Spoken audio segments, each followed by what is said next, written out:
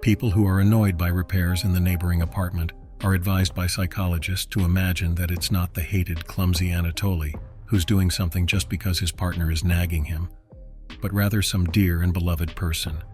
And indeed, we aren't bothered by the noise made by those close to us. We perceive it as part of everyday life.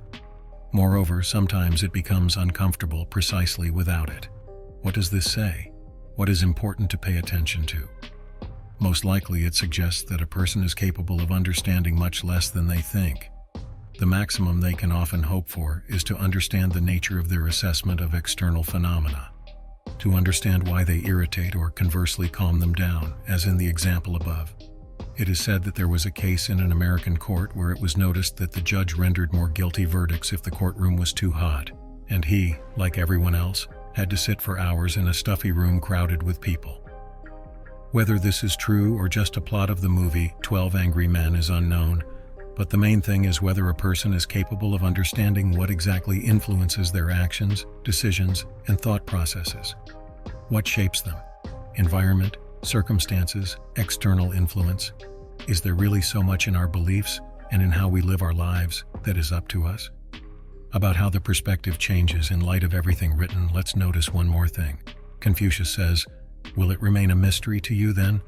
This contemptuous construction assumes that a person is something like an insect or a laboratory hamster.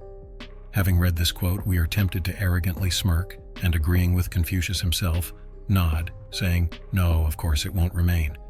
After all, we are capable of correctly assessing what this insignificant person is doing.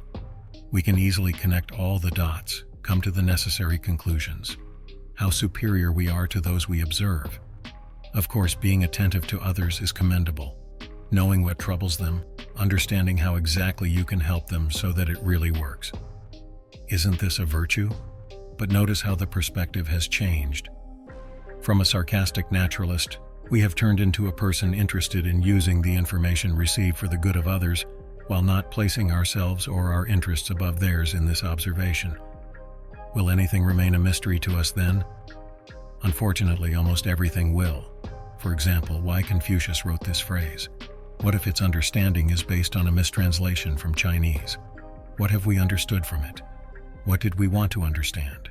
Who did we want to be, and how do we appear, agreeing with a supposedly incorrect translation from Chinese?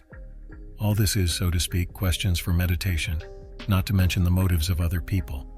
Confucius advises the following: observe a person's behavior, delve into the reasons for their actions, keep an eye on them during leisure hours. Will it remain a mystery to you then, Confucius?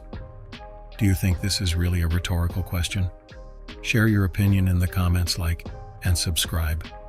Be sure, we are interesting.